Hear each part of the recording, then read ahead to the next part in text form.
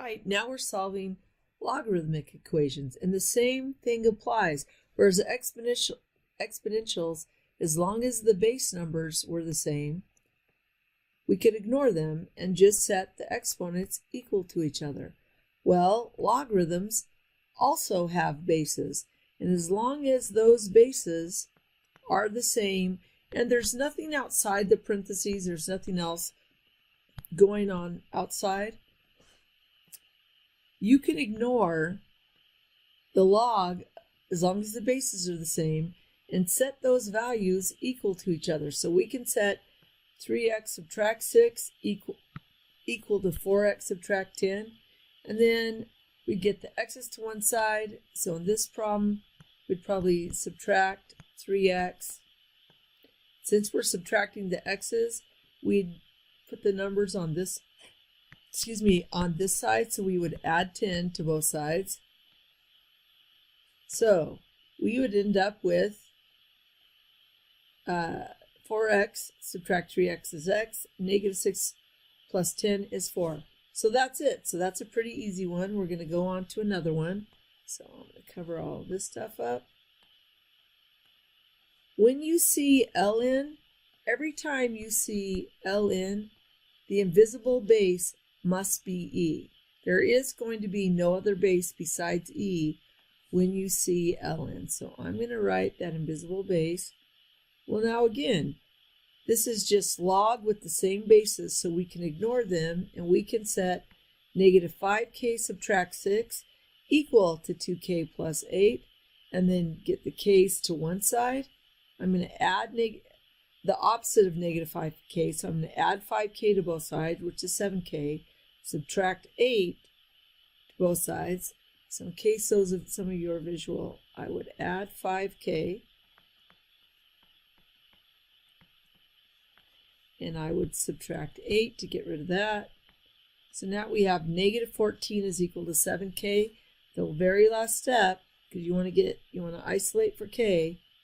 So k is equal to negative 2, and then you're going to want to check. You're going to want to plug negative 2 in there. And you could just do a calculator check to make sure that this side and this side equal each other. All right, and one last one. Notice we have log whose base is not 10, but because those bases are the same, again, we can ignore them. We're going to set 5k plus 1 equal to k plus 1. Notice what I did, I highlighted. So I'll show you in a second what you can do. If you see this, you can immediately write the answer, but I'm going to show you the rest of the steps in case you don't have a great memory. So I would probably subtract the k on this side and this side, which means I would subtract 1, and when we do that, 5k subtract 1k is 4k, 1 subtract 1 is 0.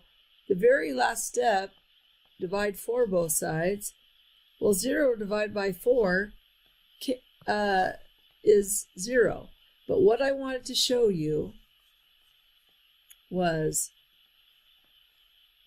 at this level right here, when you have an equation where the constant, and there's only, you've simplified everything so that you have a variable and a constant equals a variable and a constant.